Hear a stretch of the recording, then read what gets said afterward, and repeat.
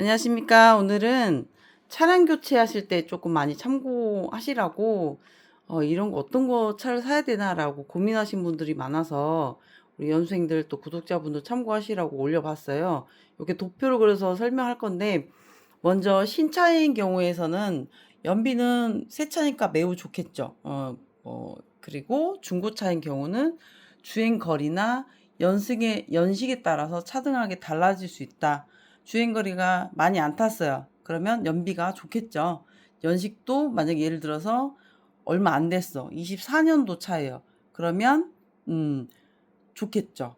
연비가. 오래된 차다. 주행 거리나 연식이 오래됐으면 연비는 많이 들 수 있다. 그리고 장기 렌트나 리스 같은 경우는 장기 렌트는 거의 신차로 나오는데 신차는 거의 보면은 신차니까 연비 좋을 거죠. 그리고 중고차 같은 경우는 왜 중고차냐면 렌트 하다가 그 양도하는 경우가 있어요.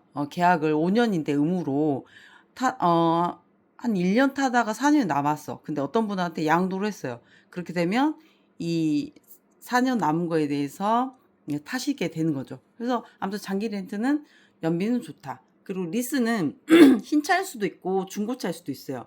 리스 같은 경우는 신차면 물론 좋겠고 중고차도 여기 옆에 중고차의 주행거리나 연식에 따라서 연비가 좋아지거나 나빠질 수 있다. 자, 그리고 신차의 비용을 한번 볼게요. 비용 같은 경우는 새 차니까 어떻겠어요?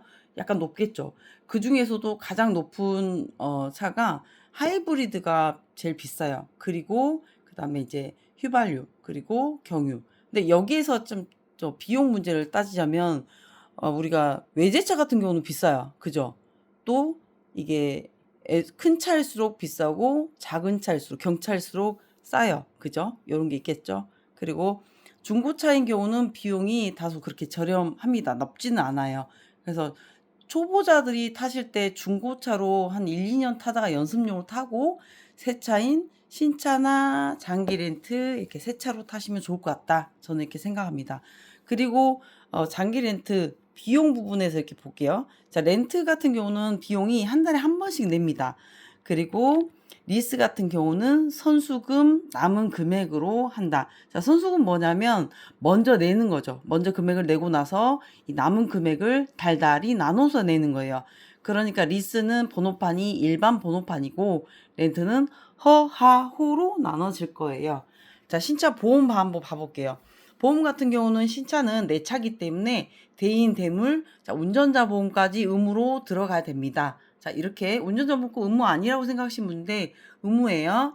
그리고 중고차인 같은 경우는 여기도 똑같이 대인 대물, 운전자 보험 의무다. 그리고 렌트, 장기 렌트나 리스 같은 경우는 렌트는 보험이 안 들어가 돼요. 왜냐면 보험을 그 장기 렌트 자체에서 다 들어줘요. 그러니까 한 달에 한 번씩 이렇게 비용 발생한다고 위에 이렇게 보이셨잖아요. 이 비용이 있기 때문에 이 안에 보험이 다 들어가 있다.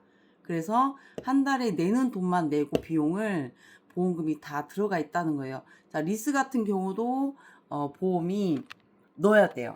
예, 자기 차처럼 이렇게 신차나 중고차처럼 리스도 넣어야 돼요. 왜냐면 번호판이 일반 번호고 또 운전자 보험도 넣으셔야 된다. 의무로 이렇게 참고하시면 될 것 같습니다. 자, 마지막으로 간단하게 정리해보면 장기 렌트 같은 경우는 5년 동안 의무로 사용하셔야 되고 운전자 보험은 운전은 안 한 걸로 돼 있어요. 운전하지 않는 걸로 돼 있어요. 그러니까 장기 렌트는 뭐냐면 본인의 자산이 아니기 때문에 내게 아니에요. 왜냐면 렌트에서 하는 동안에는 내게 아니잖아요. 우리 정수기 같은 경우 보면 한 달에 렌트비 얼마씩 내고 5년 동안 의무로 사용하시죠. 그동안은 내 거에 아니에요? 아니에요. 그렇다는 거예요. 장기 렌트는. 그리고 얘는 5년 동안은 부채다. 번호판은 허하호고. 자, 신차 같은 경우 중고차는 내 거 자산이다. 그래서 얘는 신차는 무조건 계약하실 때 비용을 다 드리고 주고 이렇게 사잖아요. 그리고 중고차 같은 경우는 이제 리스 같은 경우는 선수금을 주고 나면 그 나머지 잔존 가치라는 게 있어요. 잔존 가치가 남아 있는 거는 내 거. 그리고 그 남아 있는 거 다 내고 나면 계약 기간 끝내고 나면 다 냈을 때는 완전 내 거.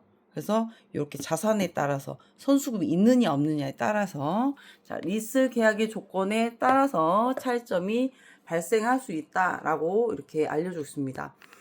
자, 저는 이렇게 표를 그려보고 생각을 해보면은 처음에는 우리 초보자들이 중고차나 장기 렌트를 이용하시는 게 좋을 것 같아요. 자, 중고차는 왜 장기 렌트 추천하나요, 선생님? 자, 중고차 같은 경우는 편하게 우리 초보자들 아직 미숙하잖아요. 찍고 받고 사고 날 수 있어요. 골목길 주차하다 긁힐 수도 있고요. 그래서 부담 없이 중고차 좀 편하게 연식 조금 되신 것도 저는 타도 될 거라고 보거든요. 그래서 중고차. 그리고 장기 렌트 같은 경우는 허가호라에서 보험이 자체가 회사에서 다 돼요. 그러니까 장기 뭐라 해야 되지? 그 회사 자체에서 보험이 다 되기 때문에 렌트카 공제 회사가 있어요. 그 렌트카 공제 회사에서 이 보험을 다 해주면서 3억짜리 보험 있고 5억짜리 보험인데 한 번 사고 날 때마다 3억, 5억씩 보장을 해줘요. 근데 하루 10번씩 사고 난 사람 없잖아요. 근데 그 보장 해줄 때 비싼 차가 요즘 많지 않습니까? 근데 그렇게 있을 때 사고 났을 때 다 차, 대인, 대물, 그 차 안에 다친 사람까지 병원 간다고 하면, 한방병원 간다고 하면 다 보상을 렌트카 공제 회사에서 해준다는 거. 그래서 저는 중고차나 장기 렌트 차량 부담 없이 탈 수 있는 차다. 그러면 선생님 좀 신차는 그런가요? 자, 신차 같은 경우는 조금 긁히거나 이러면 마음이 아프죠. 그러니까 저는 신차는 조금 중고차 탔다가 아니면 장기 렌트 타셨다가 부담 없어지고 내가 조금 맹그러졌어 운전이 그러면 신차를 옮겨 타면 좋을 것 같아요. 그래서 저는 신차는 마지막에 추천합니다.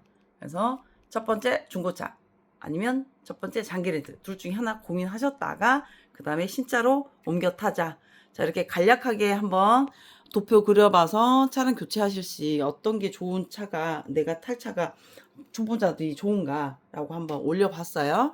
네, 참고하시고 항상 안전운전 부탁드리겠습니다. 감사합니다.